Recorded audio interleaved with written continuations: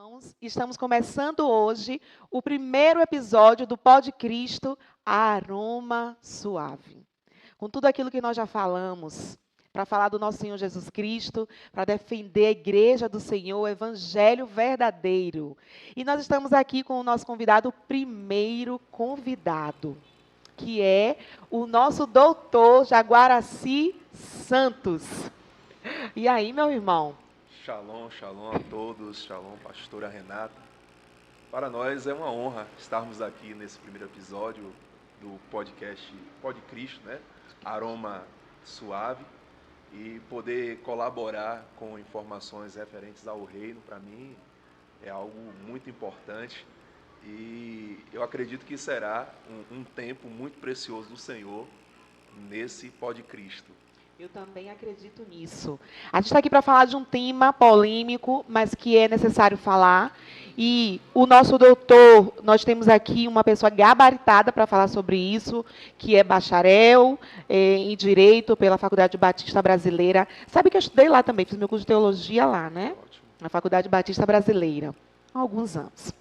Pós-graduado em Direito Público, em Direito e Processo do Trabalho, em Direito do Consumidor. Atualmente está estudando também Teologia na Faculdade Latino-Americana.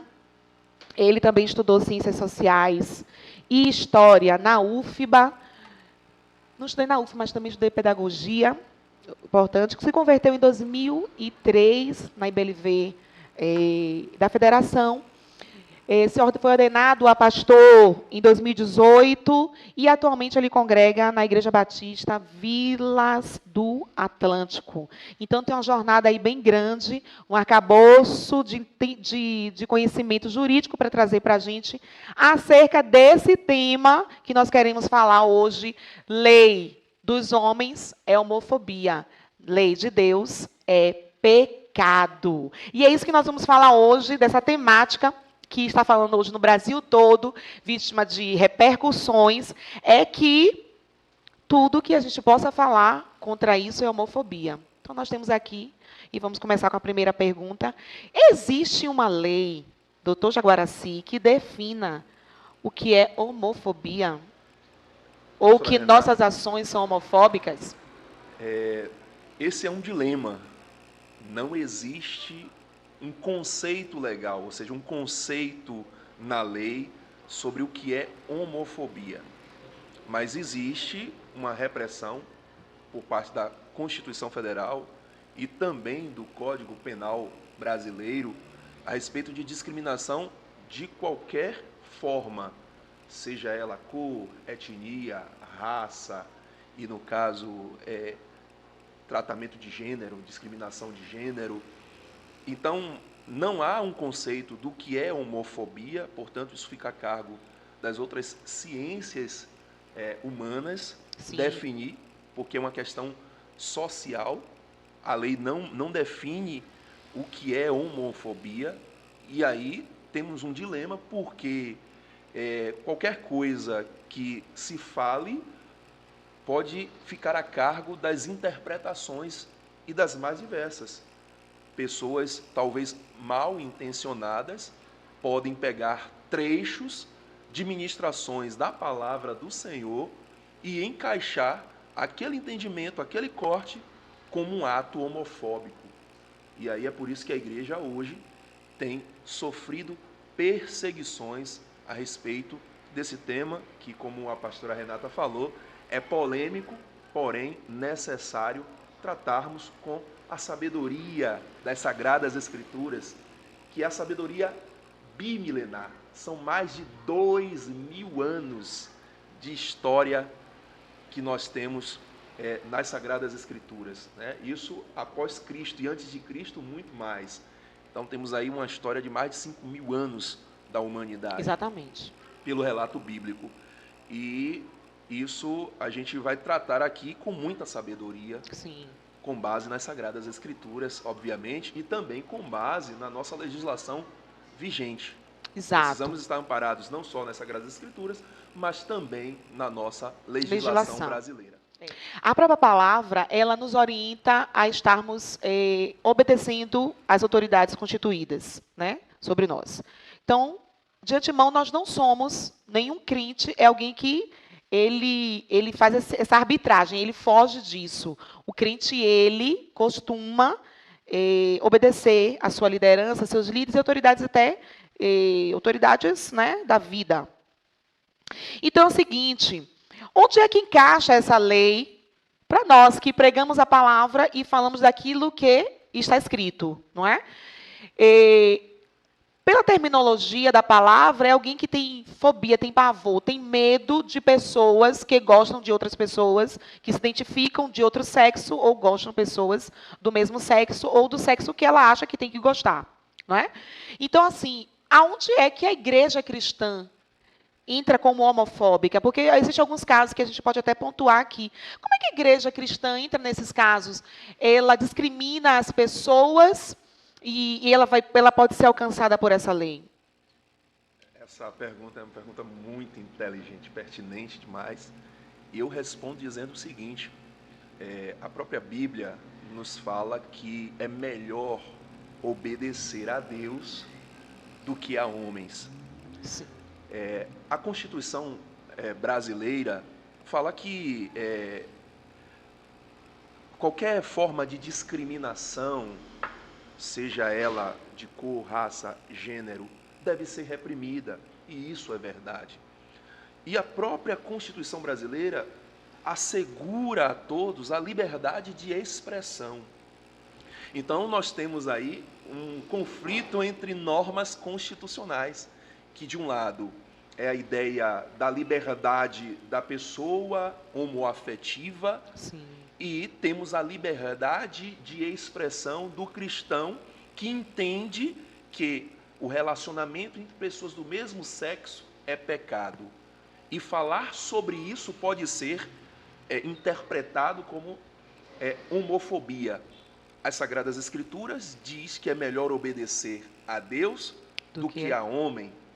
E o mundo tem a sua legislação que diz que se você intentar contra a integridade física ou moral ou da honra de uma pessoa, você pode vir a ter que reparar esse dano à pessoa.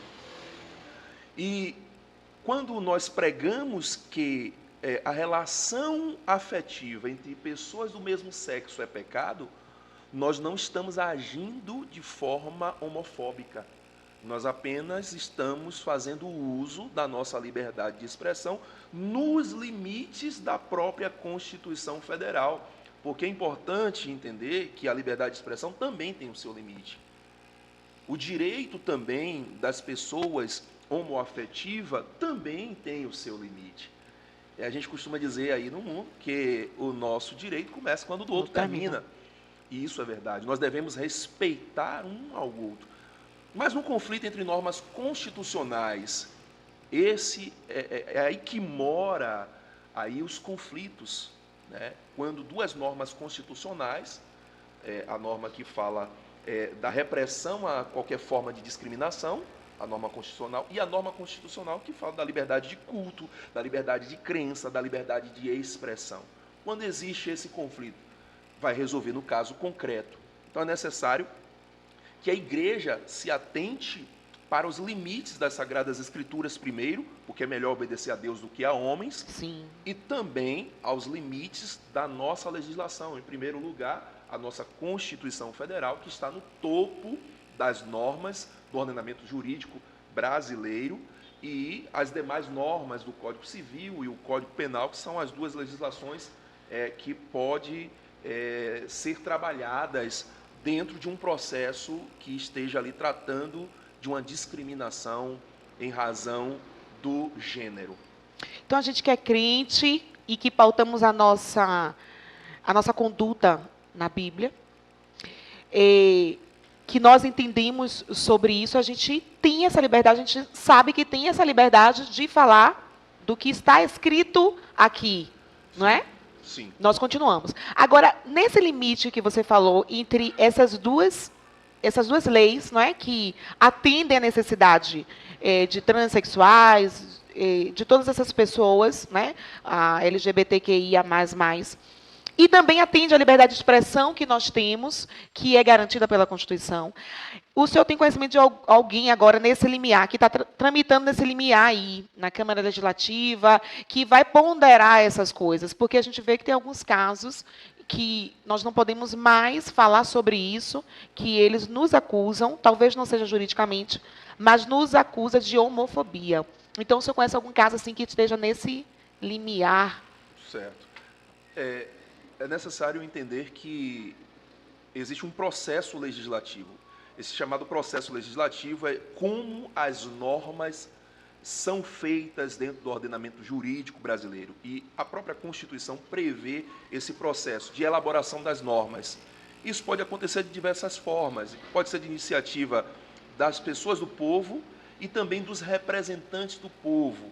E tem, sim, deputados que fizeram projetos de lei para proteger o cristão, né? Esse projeto, salvo engano, se não me falha a memória, está ali datado de 2012 ou 2013, de um deputado, que ele defende a liberdade de expressão para os pastores que pregam contra o pecado.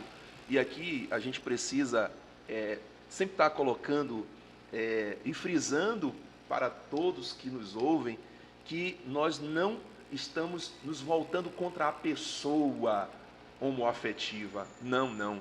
Para a pessoa transexuais, para os gays, as lésbicas, os pansexuais, os assexuados, enfim, não.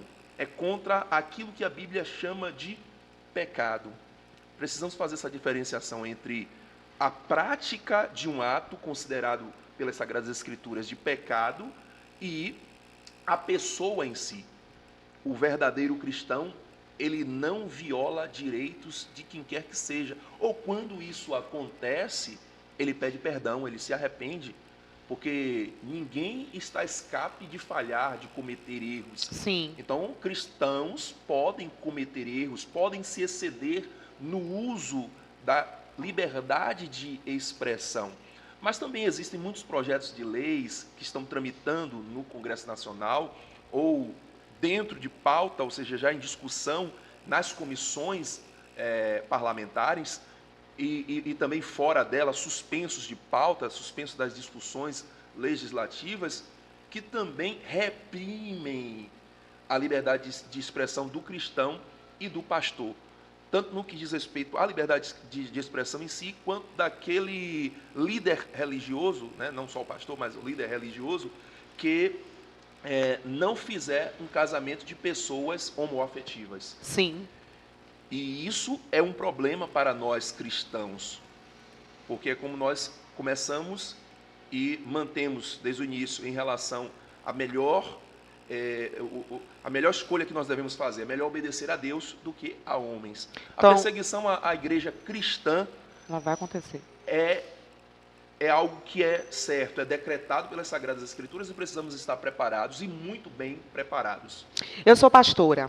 Eu posso me negar a fazer esse casamento? Segundo a de qualquer membro, porque um membro meu, ele não vai querer casar, ele não vai. Um membro meu, Veja, ele não vai porque ele vai entender aqui o processo. Isso está dentro da sua ideia de liberdade de crença e de pensamento sobre quem você vai trazer para a sua igreja e celebrar ali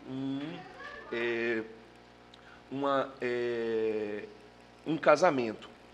Porém, isso pode ser interpretado porque, veja, embora a lei não defina o que é homofobia, sim, fica a cargo das outras ciências, como as ciências sociais, né?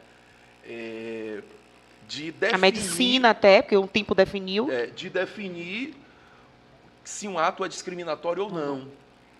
Então, veja, aí vamos ter novamente o conflito entre a sua liberdade de pensamento e de crença versus o direito dos homoafetivos casarem em uma instituição religiosa.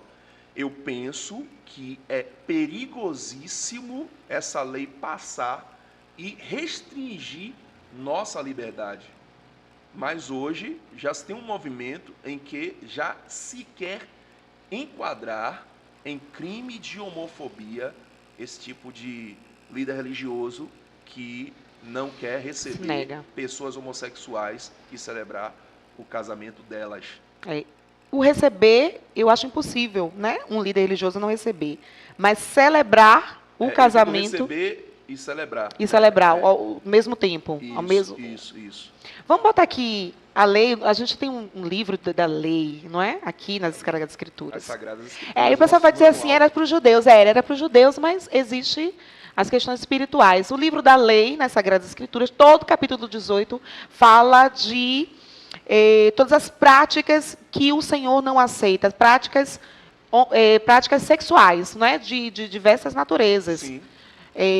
Mãe com filho, com animais, né? O que chama de bestialidade, por aí vai. Mas no 22, ele diz isso aqui. Não se deite com um homem. Como quem se deita com uma mulher. Repugnante. O que está escrito, né? Já disse alguém aí. E está escrito nas Sagradas Escrituras. O cristão deve se posicionar com base nas Sagradas Escrituras. E o cristão deve se posicionar de maneira respeitosa, é óbvio, é claro.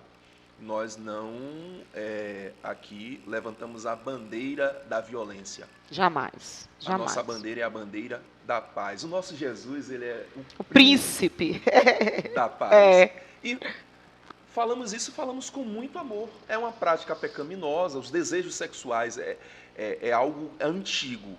Depois de falar desse amor aí mais tarde, né? Falar desse amor de Deus. Desde que o mundo é mundo, Sim. Desde que o mundo é mundo, as práticas sexuais fora do que diz as Sagradas Escrituras já vem aí de maneira muito aprofundada. Desde a ideia de heterossexuais que casam ou que não casam e praticam o sexo. Também as Sagradas Escrituras... Sim, condena.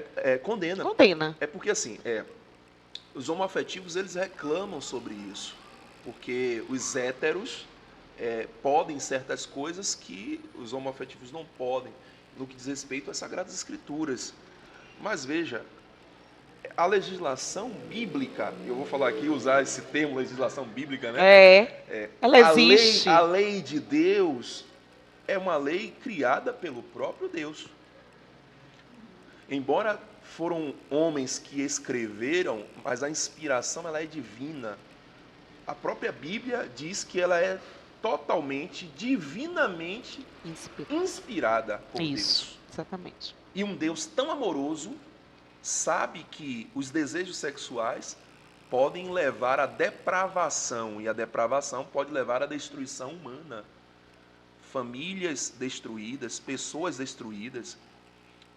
Se a gente for tratar aqui as diversas questões que envolvem as questões relacionadas à sexualidade, desde a heterossexualidade, né, homem e mulher, e homossexualidade, a gente vai entrar aqui por questões não só teológicas, bíblicas, mas também científicas. Sim.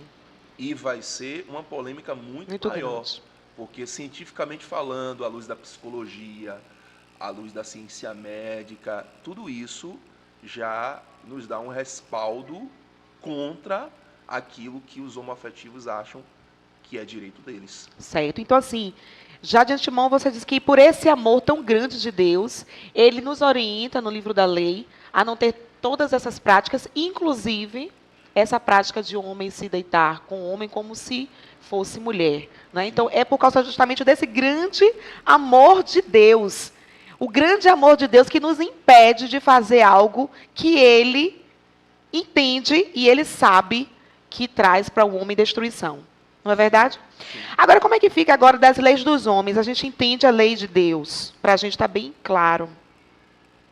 Apesar de que existem hoje pessoas que tentam reinventar e trazer uma concepção sua, de acordo com seus desejos, né? Enfim, e trazer uma exegese, como a gente estava conversando, daquilo que ela sente. Mas, hoje, até a própria ONU, eu já vi algumas reportagens sobre isso, que ela diz que a igreja tem que acomodar essas questões. É uma O senhor acha recomendação, né? possível essa? Como é que vai acontecer? O que eles acham A que ONU é? ele é um organismo internacional, precisa entender isso, é um organismo internacional, que é a Organização das Nações Unidas, e ela faz diversas recomendações aos países que são signatários, como se fossem países associados, né? E essa recomendação, a ideia de que a pauta LGBTQIA+, deve ser acolhida, esse movimento deve ser apoiado, já há, sim, diversos apoios, e não só de iniciativa privada, mas pública em relação a essas pautas. Sim. Agora, quando isso invade a esfera da liberdade, e aqui o que a gente se defende, a gente só se defende porque nós somos atacados. Eu acho que qualquer pessoa, quando é invadida na sua liberdade, seja ela sexual, como é o caso dos homoafetivos, seja ela na liberdade de expressão de crença e de pensamento, que é o caso dos cristãos e dos religiosos, falando de maneira mais genérica, vai se defender. Então, quando nós somos violados nos nossos direitos, nós nos defendemos. Há uma invasão muito grande por parte daqueles que defendem a pauta LGBTQIA+, porque não é só a ideia de se poder praticar os seus atos sexuais. Porque, veja, nenhum cristão impede, nenhum cristão vai na casa de pessoas homoafetivas para dizer: você não vai praticar isso aqui. O que a gente diz é que, para Deus, esses atos são pecaminosos e tem uma consequência drástica, que é a consequência drástica para todo pecador. Pode ser um homicida, pode ser um ladrão, pode ser um mentiroso, um idólatra. A consequência drástica, que é o inferno. E é pesado, mas é uma realidade bíblica. E nós cristãos estamos acostumados com a realidade bíblica. Completamente. E aceitamos isso, porque compreendemos o amor de Deus. Então, a gente não pratica nenhum tipo de discriminação contra as pessoas homoafetivas. Eu também concordo. A gente não pratica. Terminantemente, nós não praticamos. Nós apenas nos defendemos e nos posicionamos como cristãos. Porque é uma pauta que diz respeito a como Deus vê essa prática. Você não vai ver um cristão verdadeiro, tocando fogo em pessoas homoafetivas. Xingando Nunca vi. pessoas. O verdadeiro cristão. Existem más representantes em diversas categorias. Apesar de que eu acho que é a sociedade no todo é que pratica isso. Não está vinculada somente aos cristãos. Não é? É a sociedade como um todo que pratica, porque a sociedade pratica isso contra diversos grupos que chamam de minoritários, que eu não entendo mais como minoritário. Né? A mulher sofreu tantas vezes, não é? Então, eu não acredito que seja só da parte do cristão praticar isso. Exemplo. Para falar sobre uma coisa que me chamou muita atenção, é que o pastor muito conhecido no Brasil todo, e agora também nos Estados Unidos, o pastor André Valadão, nós conhecemos um ministério grande, né, conceituado. Ele fez uma pregação na sua igreja, baseada totalmente na Bíblia. Ele não saiu em nenhum momento. Eu assisti, não saiu em nenhum momento. E o título é Deus odeia o orgulho. E isso gerou uma polêmica gigantesca.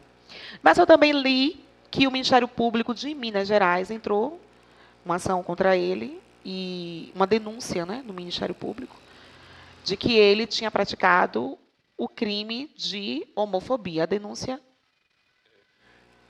recebeu a denúncia, né, o Ministério Público. É um caso muito recente, o pastor André Valadão, do Ministério da Lagoinha Church, lá em Orlando, Estados Unidos. É um ministério que está espalhado pelo Brasil todo.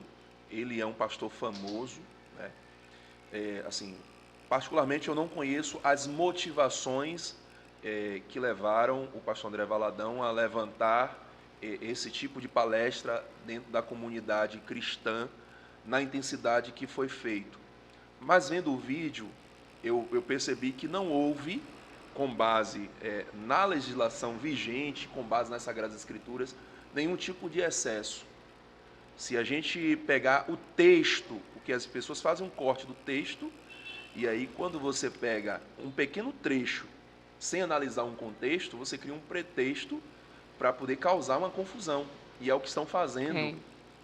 Faz um corte no trecho da administração dele, de que Deus deixa a cargo dos cristãos tratar as questões relacionadas à homossexualidade, né? No que diz respeito ali ao contexto de Sodoma e Gomorra, porque Deus destruiu uma cidade por conta das práticas homoafetivas, né? Que é a ideia de sodomia, e ele traz esse contexto de nós, cristãos, assumirmos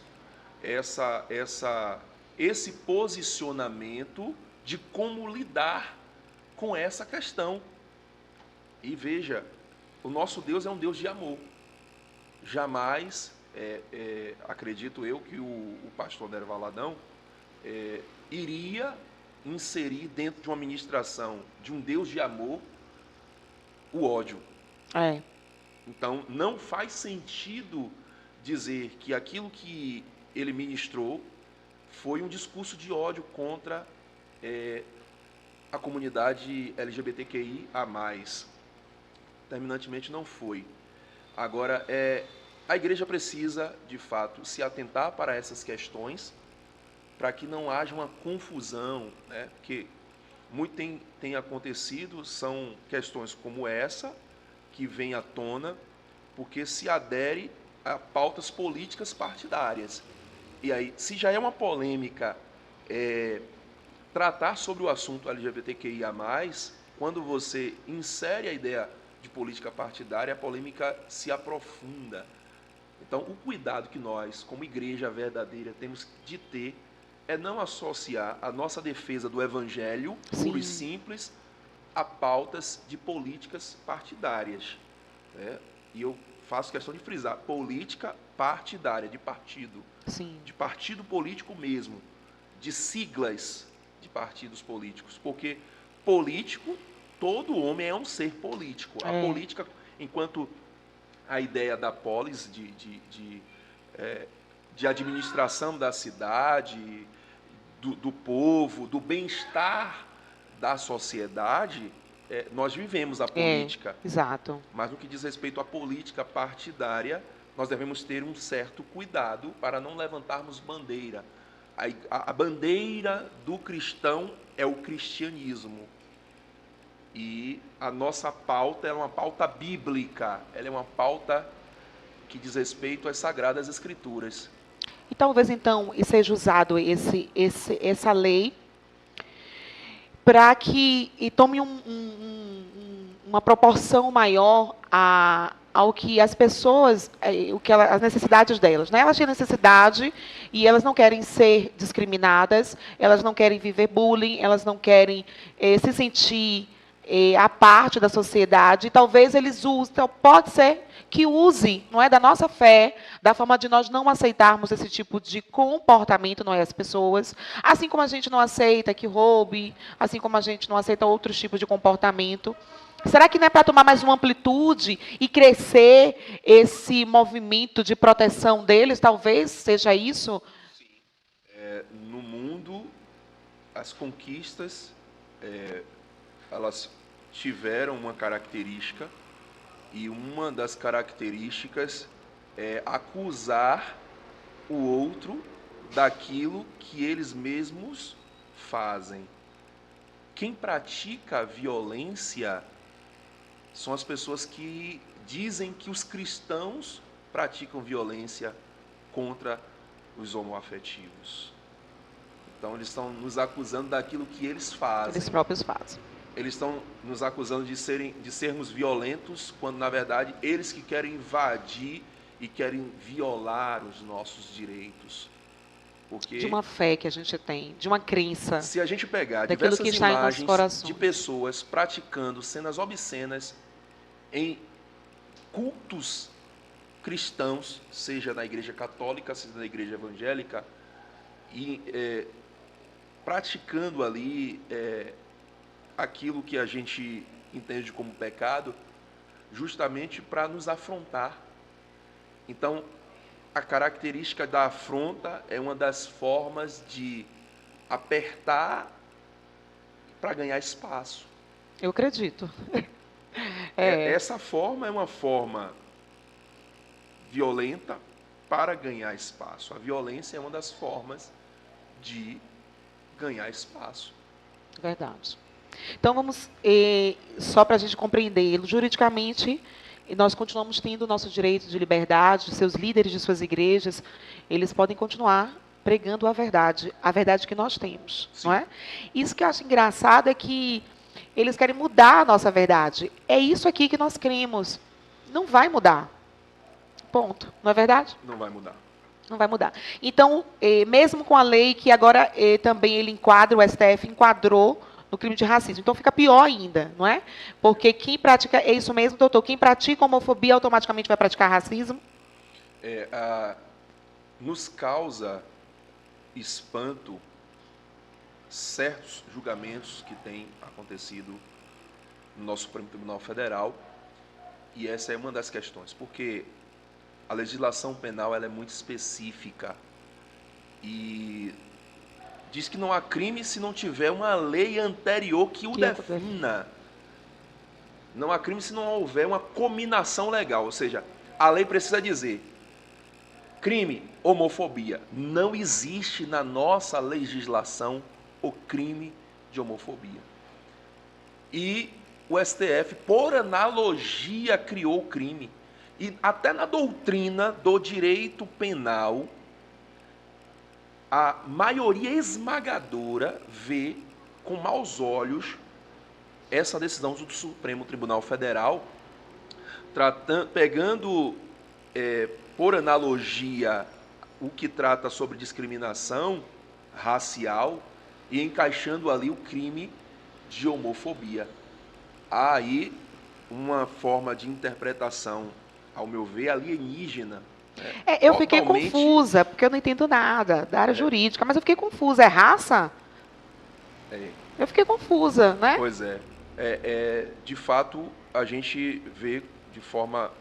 Ficamos pasmos ao perceber que o Supremo Tribunal Federal precisa defender pessoas, obviamente, estamos falando de pessoas, né?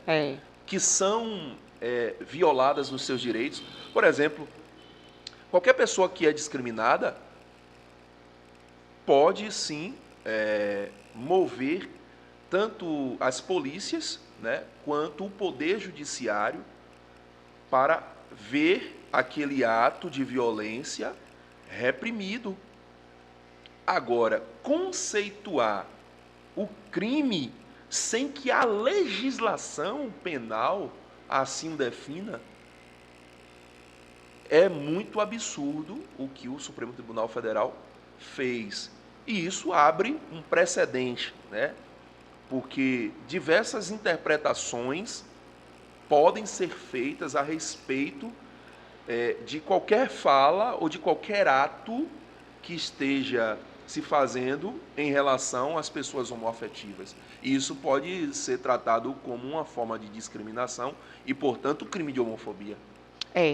Eu fico sem entender, não é? Não entendo, mas uma coisa eu quero, é que as pessoas que sejam discriminadas, elas realmente tenham seus direitos, seja ela quem for, como ela se considere ser, e que essa lei só não seja usada para nos atingir como se nós fôssemos as pessoas que discriminasse, que afastasse, que reduzisse, ou que trouxesse algum peso sobre as pessoas pelo fato das suas escolhas. O próprio Senhor nos deixou livre para fazermos as escolhas que fizermos e também termos as consequências dessas escolhas. Então, como isso ainda é muito confuso, vamos ficar aqui, né, tomando o nosso cafezinho, o nosso suquinho, e aí a gente continua discutindo sobre esse assunto, tá bom? Deixa alcança. Pode começar? A gente tem aqui uma lista, né, do que o Senhor classifica como obras da carne. Dentre essas aí, porque todo mundo chega. Dentre essas aí, quais que te deram, qual ou quais te deram bastante trabalho, dificuldade? A principal, eu posso dizer aqui, foi a fornicação, né? A prática sexual fora do casamento. Mas eu posso dizer que fui um homem impuro, porque a impureza está na forma do pensamento, né? Aquilo que nós pensamos a respeito de determinadas coisas, com muitas impurezas, com muita... A mente suja, né? A mente suja, como costumam dizer aí. A idolatria, eu posso dizer que é algo também que está na gente. Muitas vezes a gente só classifica a idolatria como adorar um ídolo, mas tudo aquilo que a gente coloca como prioridade, quando na verdade a nossa prioridade seria as coisas do Senhor, nós estamos praticando um pecado de idolatria. Eu vou usar um exemplo aqui que talvez as pessoas queiram me crucificar. Ir para um jogo do Bahia, quando na verdade deveríamos estar num culto ao Senhor, é uma forma de prática de idolatria, porque estamos priorizando o futebol em detrimento das coisas do Senhor. Vocês estão vendo aí, torcedores? Então, olha a produção se metendo aí, dizendo que não é. E do Vitória? aí é pior ainda. Se for pro jogo, porque o Vitória... Aqui é o povo da Bahia, viu, baiano? Aqui na Bahia nós temos o Bahia e nós não temos o outro time, né? Nós não temos o outro time. Mas tem o Vitória, tem o Vitória. Então não pode deixar de ir para a igreja para ir para o jogo, não. Para ir para o jogo, não pode. Isso é uma prática de idolatria. Estamos colocando qualquer outra coisa no lugar daquele que merece toda a honra, toda a glória, todo louvor, toda a adoração. Eu fui muito confrontado, né, com essas questões. Heresias, a gente pode ter tido algum tipo de contato, não de maneira consciente, né? As dissensões, que são aquelas questões de discordâncias que geram brigas, que geram separações. Que a gente acha que a nossa ideia é a certa, né? E acaba criando algumas divergências dentro da igreja. A ira também é um tipo de pecado muito comum, muito comum. A gente, às vezes, se chatear é uma forma. Quando a gente acumula essa chateação, já se transforma numa ira. Não é bom, porque essa ira, ela pode causar uma contenda e pode desembocar numa dissensão, que poderá desembocar também num homicídio. E que pode ter por detrás disso uma motivação que pode ser a inveja. E alguém pode estar sob efeito de bebidas alcoólicas de maneiras imoderadas, que é chamadas bebedices. O glutão aí é... Do crente que come demais, que acha que está certo. Obviamente que não está. E assim, observe que a glutonaria ela tem assim uma certa dificuldade de se fazer a leitura, mas eu costumo dizer assim o seguinte, que o nosso organismo ele fala, né? O nosso sistema, nosso aparelho digestivo, ele fala. Nós temos um limite. E quando ainda estamos insistindo, né, naquela prática alimentar de maneira desenfreada, isso é pecado. E é um pecado que a gente acaba não tratando tanto, as pessoas acabam não dando tanta importância. Mas a Bíblia nos diz que essas práticas, elas não levam a pessoa a herdar o reino de Deus. Pelo contrário, os que praticam tais coisas não vão herdar o reino de Deus, o reino dos céus. Homicídio está bem claro, eu não pratiquei homicídio, né? Isso na prática em si, mas existe aquelas situações em que a gente pensa, Se eu pudesse matar essa pessoa. E Jesus já falou sobre o pecado do pensamento, né? Isso. Aquele que olhar para uma mulher com a intenção impura, já o quê? Cometeu o pecado. Já cometeu o pecado com ela. Jesus endureceu essa questão. Essa questão da lei. Acho que tem muita gente aí pensando agora, eu tenho que me confessar. Exato. Diante do Pai. Porque quem não cometeu esse pecado, que atire a primeira pedra. Exato. E aí a gente vai entendendo... Temos que, de fato, lidar com isso, agora com seriedade. Eu brinquei, dei risada, mas essas práticas são consideradas práticas que fazem com que as pessoas não herdem o reino de Deus. E a gente tem que lidar com isso. Isso é comum a todo ser humano. Independente do que ele possa ser, macho, fêmea, ou qualquer outra situação que ele se sinta, ele precisa entender que todo ser humano, se eu falar do ser humano, não é? De todas as pessoas que podem estar cometendo qualquer desse tipo, e nós, muitas vezes, nós realmente, como o Senhor se coloca exatamente nesse lugar. Então, a gente não acredita que ou não faz acepções de alguém entrou, foi melhor ou pior. Muito pelo contrário, a palavra diz que todos nós éramos cegos, nus, não é? O Senhor sempre traz isso. E todo homem que confessa e aceita Jesus, automaticamente ele entende, ele reconhece os seus pecados, não é? Então, o Senhor, ele não rejeita as pessoas, ele as recebe como elas realmente estão. Mas o cristão, ele tem plena consciência disso. Mas nós entendemos que as pessoas, o Senhor já começou a falar isso, elas chegam, elas passam por um processo de cura, elas passam por um processo de entendimento, e de repente elas mudam a ideia, não é? E de repente a igreja passa a ser opressora, que oprime, e ela coloca como se fosse um encargo. Para a gente é libertação. Nós sentimos como liberdade. Mas essas pessoas entendem como elas tivessem sido aprisionadas agora, e elas só acham a liberdade quando elas vão fazer o que elas querem. Quando, na verdade, não é isso. Na verdade, elas estão livres. Então, aqui tem um texto em Romanos que ele fala que chega um tempo em que o Senhor entrega essas pessoas ao que elas querem. Às suas próprias paixões. Não é porque... Ele deixa bem claro e ele estabelece limites para tudo. Mas, dentro disso, como a igreja deve se comportar? Continuar se comportando, mesmo em meio a todas essas falácias, a todas essas criações. Como é que a igreja se comporta agora com posse desse texto? Como é que a igreja deve se portar em detrimento do que está acontecendo, em detrimento de acharem espaço na mídia, espaço nos lugares, nos partidos, espaço nas ideologias novas, nas filosofias novas? Como a igreja continua ou deve continuar se comportando? O comportamento da igreja é um comportamento à luz das Sagradas Escrituras. O que você disse a respeito de pessoas que gozaram da fé cristã, que eram pessoas que tinham práticas homossexuais e que deixaram essas práticas enquanto estiveram dentro da fé cristã, e depois elas voltaram às práticas anteriores. A Bíblia trata também sobre isso. E eu quero citar o texto de 1 João, capítulo 2, versículo 19, que diz assim: eles saíram do nosso meio, mas na realidade não eram dos nossos, pois se fossem dos nossos, teriam permanecido conosco. O fato de terem saído mostra que nenhum deles era dos nossos. Está falando aqui, o contexto fala dos anticristos.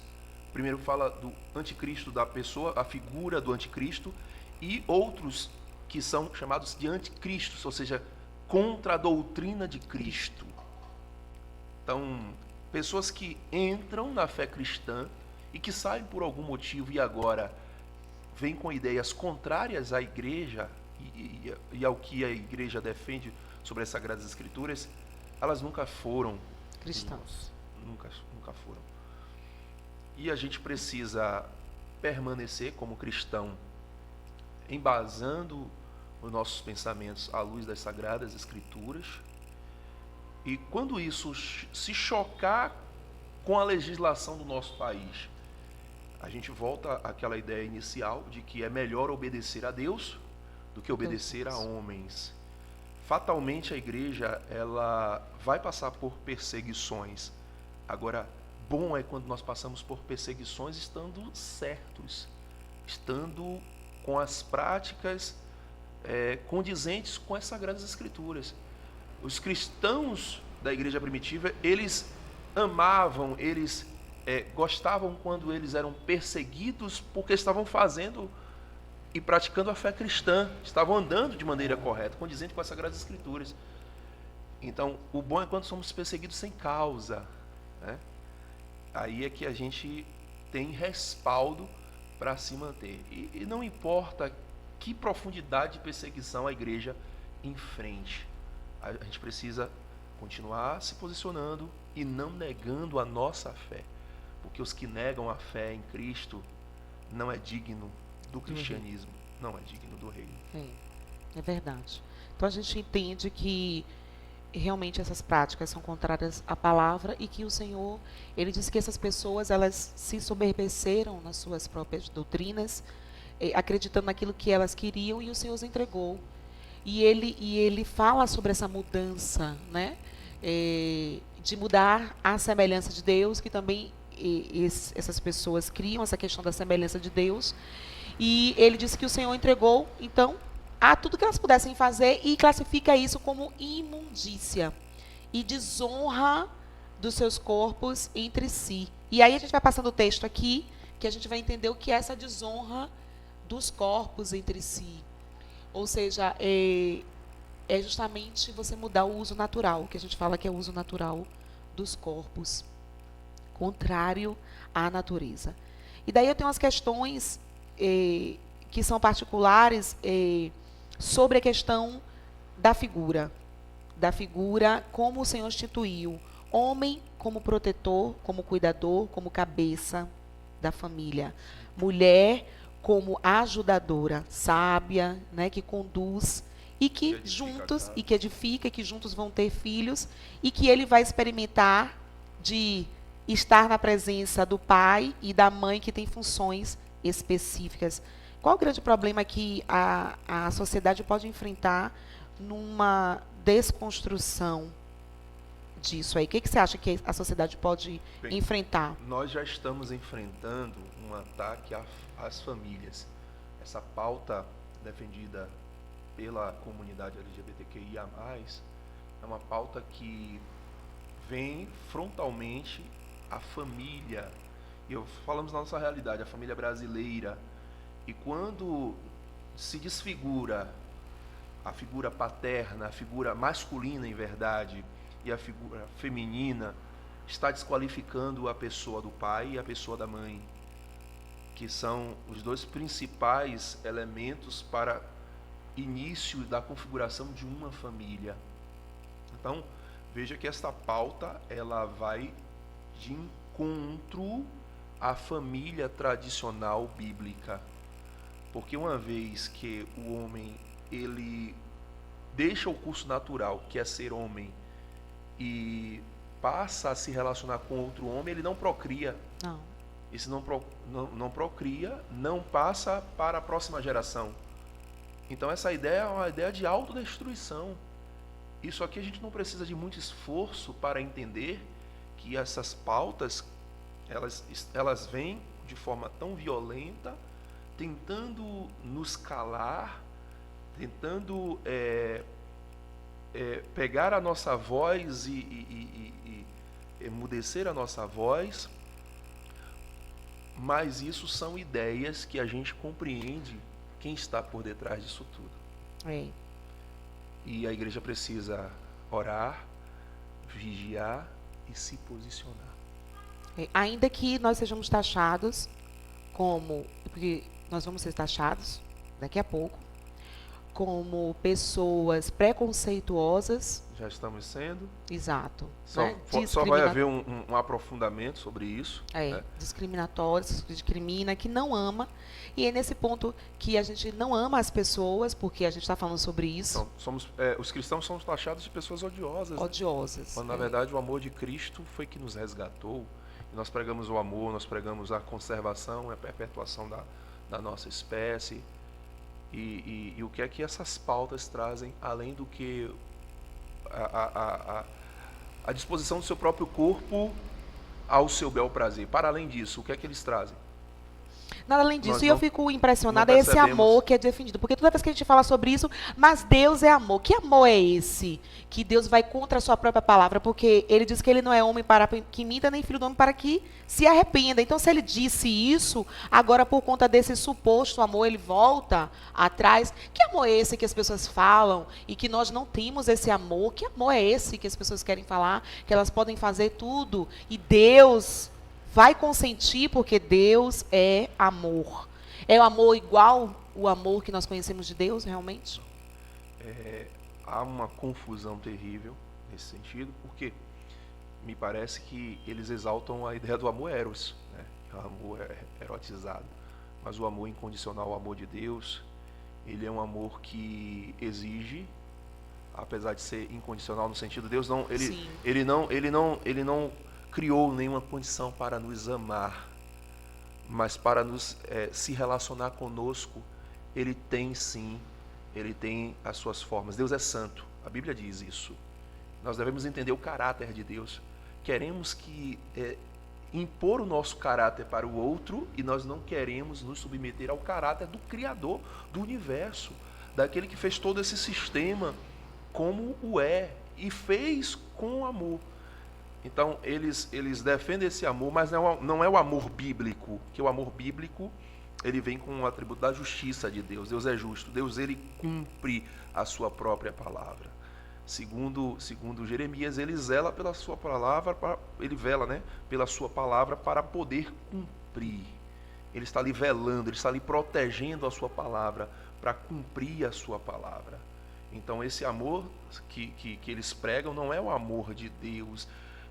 É um amor tipo seletivo, é um amor que eles entendem como amor, não é um amor do conceito bíblico. Entende? É um amor fugaz. Hoje é um tipo de amor, amanhã vai ser outro, né? Mas o de Deus, ele é o mesmo, ele não muda, ele expressa o amor com o desejo de salvar as pessoas e que elas voltem ao estado natural como ele criou. Então, o amor de Deus é para resgatar, é para trazer de volta ao princípio. Não é? Mas quando Deus, ele não quer mais, que eu acho que foi uma coisa que o pastor André Valadão citou, quando ele não quer mais, ele diz, já chega, por aqui já basta. Então, nesse texto de Romanos também, ele diz, olha, eu não quero que faça isso, mas já fizeram, então vou entregar a vocês as suas próprias paixões. As próprias paixões. Que é o que a gente acredita que o texto traz, e ele é forte, porque ele diz, olha, abandonou as paixões infames, nos deixou aqueles que querem viver a sua própria natureza, né? Porque eles mudaram o uso natural e agora os homens deixam também o uso natural, a mulher deixa de ser o uso natural de mulher, inflamaram na sua sensualidade, uns para com os outros. Isso o Senhor traz como torpeza, como algo que não convém ao Senhor. E isso ele traz como erro. Pecado é errar o alvo. É o errar o alvo. Pecado é errar o alvo. E a igreja não pode retroceder diante disso. A igreja precisa avançar naquilo que ela já conhece. E ela precisa dizer não também. E eu acho que foi isso a mensagem do pastor André, dizer não a isso. Não é que a gente vá contra as pessoas, é dizer não à ideologia. O senhor concorda com isso? É dizer não a essa prática que ela quer se adentrar à igreja. Estamos respaldados juridicamente dizer não a isso? Vamos estar respaldados à luz da Constituição Federal, a Constituição da República Federativa do Brasil de 1988, que diz respeito à liberdade de crença, à liberdade de religião, à liberdade de pensamento, né? Obviamente que tem os seus limites, e aqui nós não estamos aqui dizendo que nós podemos falar de maneira ilimitada qualquer coisa, tipo abusar do uso da expressão, não. O nosso limite é as Sagradas Escrituras, e pelo limite das Sagradas Escrituras estaremos bem tranquilos, que não iremos atacar quem quer que seja a pessoa trans, seja o homossexual, seja o gay, seja a lésbica, o transexual, o pansexual, o assexuado, o queer. O queer. e qualquer E outra mais pessoa. que venha.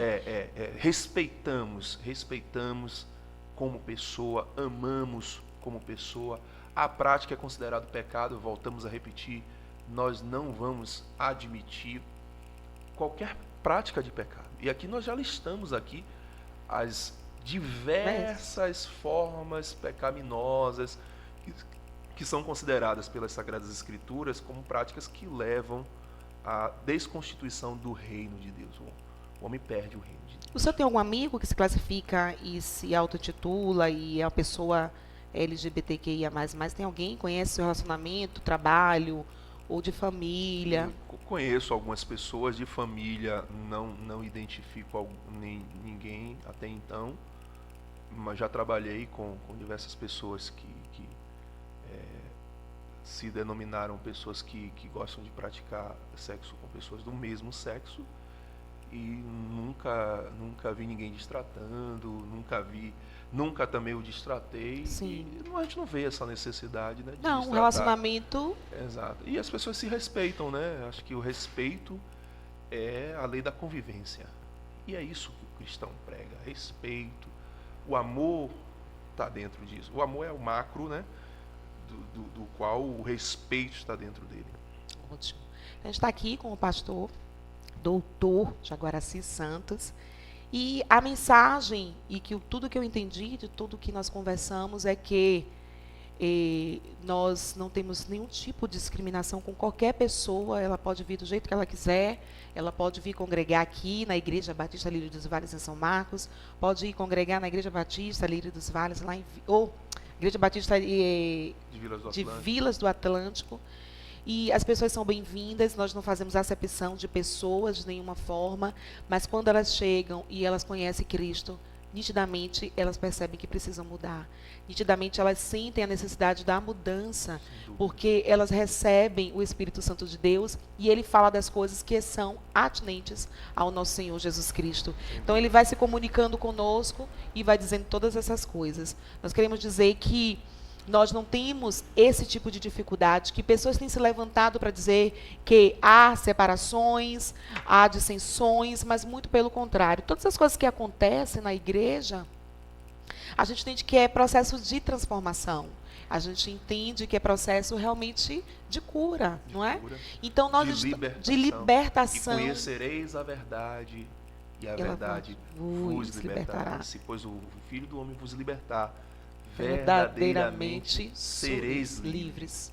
Então nós nos consideramos livres, não porque nós pensamos e tomamos atitudes de nossa própria vontade, mas por aquilo que Ele nos conduz. Então a palavra fala muito sobre carregar a cruz, e hoje, apesar das pessoas terem vivido e desejarem viver no mundo hedonista, onde tudo circunda o seu prazer, a sua felicidade, Jesus Cristo nos ensina a fazer como Ele fez, carregar a cruz, não é? E seguir somente. Cruz é sacrifício. Cruz simboliza sacrifício. Se alguém quiser vir após mim, negue-se a si mesmo, tome a sua cruz e siga-me, pois aquele que quiser viver a sua vida, perdê-la-á. Mas aquele que perder a sua vida por amor de Cristo, vai achá-la. Então, por amor de Cristo, não é pelo seu amor, não é pelo amor, não é só pelas as suas próprias paixões, as suas próprias concupiscências aqui no sentido de vontade demasiada do sexo, do prazer com pessoas do mesmo sexo, ou de fora do casamento, ou os roubadores, enfim, a prática da idolatria, todas as demais práticas consideradas pelas Sagradas Escrituras as práticas pecaminosas. Então tem que deixar todas essas práticas e, por amor de Cristo, seguir em paz, seguir em santidade, seguir em amor, seguir conforme a Bíblia nos ensina. E quanto mais a igreja é perseguida e ela é acusada, mais ela cresce. Com certeza. Mais ela se torna grande, porque o que está em nós é aquele que é poderoso, é aquele que é maravilhoso. É a nossa crença, é a nossa fé. Então nós esperamos que todos passem por esse processo que nós estamos passando, todos recebam o Senhor e todos vivam a vida com Ele. E larguem, sim, os caminhos pecaminosos, larguem a sua vida, não é? Da forma como você quis. O pastor acabou de falar, precisa perder isso para ganhar uma que é muito melhor e eterna, que é a vida que nós esperamos ter no céu. Pastor, a gente, o Pó de Cristo, ele nasceu, a gente já conversou, o nome se deu por causa das fragrâncias, dos cheiros, né? Nós temos aqui alguns perfumes, tem cheiros diferenciados. E quando eu pensei nesse nome, Aroma Suave, é por causa que o Senhor também nos colocou os cheiros. Né? Quando a gente passa, a gente tem um cheiro de alguma coisa.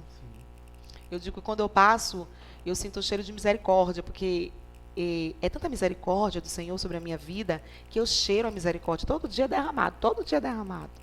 Então, que cheiro bom foi que o nosso Cristo impregnou em você, que lá dos céus o nosso Deus sente. Quando olha ali, é Jaguaraci que está passando. Que cheiro foi isso? O cheiro da graça. Oh, glória. Esse amor, e quando eu falo com muita emoção, esse amor que me alcançou quando eu não mereci. E ele, de forma incondicional, ele resolveu me amar, e eu fui atraído por essa graça. Essa graça é uma graça abundante, e quando eu carrego essa graça, é o bom perfume de Cristo, é o perfume da graça. É o que tem me sustentado a cada dia. Quando eu penso que posso cair, essa graça me sustenta. Esse perfume está impregnado em mim, o perfume da graça. Eu não consigo viver sem essa graça. Essa graça é quem me sustenta. Essa graça realmente é que nos sustenta. Eu quero te dizer que a gente está muito feliz em te receber aqui. Muito obrigado pelo convite. Que eu amei essa conversa foi tão produtiva e tão esclarecedora, não é? E nos tira qualquer medo. A palavra do Senhor disse que nós não devemos temer nada, não é? Isso, e ainda amor lança fora todo medo, e ainda que passemos por momentos difíceis, nós não devemos temer. Nós devemos continuar a prosseguir em conhecer o Senhor, e isso é um pouco de conhecer o Senhor. Então, amém, nós estamos muito agradecidos pela sua presença, por ter disponibilizado seu tempo e ter trazido seu conhecimento aqui, usando daquilo que o Senhor te deu, essa sapiência, esse saber, não é, que foi buscado, nós reconhecemos que foi buscado.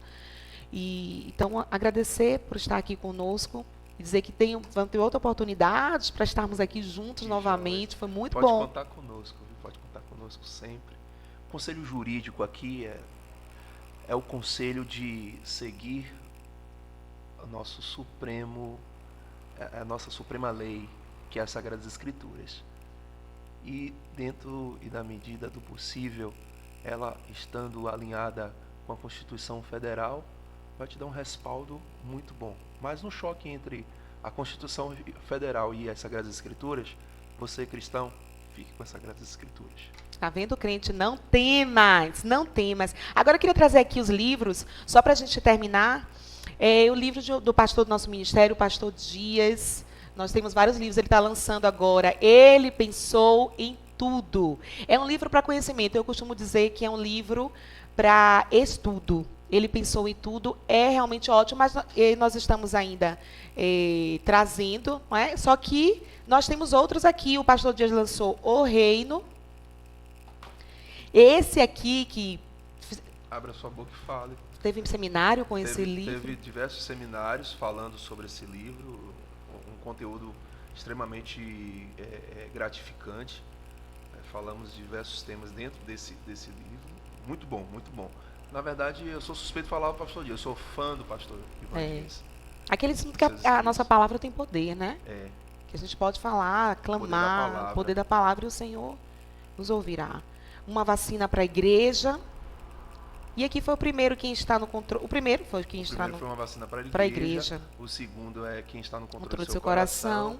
O terceiro, Abra sua boca e fale. O quarto, O Reino. E agora o quinto livro, que é Ele Pensou em Tudo.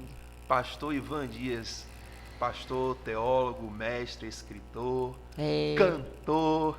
Ah, ele é multi. Ali. O homem é cantor pentecostal. Postal. É benção, é benção. Os pentecostais vão gostar bastante. Então, se você tiver interesse, pode falar conosco, não é? Nós temos também uma parceria que nos ajudou hoje, né, na produção do Pod Cristo. Se você também tiver qualquer interesse em estar com parceria conosco, vai entrar aqui, SA Poupas. Tem o número da produção para entrar em contato, não é? Se precisar, entrar em contato conosco e que nos ajuda a trazer todos os conteúdos necessários para enriquecer o Pod Cristo Aroma Suave. Nós agradecemos, espero que vocês fiquem aí ouvindo. Eu costumo dizer, olha, pastor, eu ouço todo tipo de podcast em vários momentos. Eu estou fazendo uma faxina em casa, estou lá no podcast, estou me edificando, né? Eu estou lá dirigindo o meu carrinho para ir trabalhar, eu estou lá. Então, te aconselho. Ah, eu não tenho tempo, menina. Você está fazendo o quê aí? Está fazendo uma faxina, está fazendo um almoço, está cuidando do menino, está indo trabalhar. É tempo de ouvir uma palavra. Pod Cristo, Aroma Suave.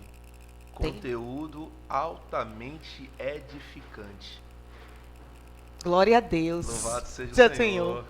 Um cheiro bom de Deus para você.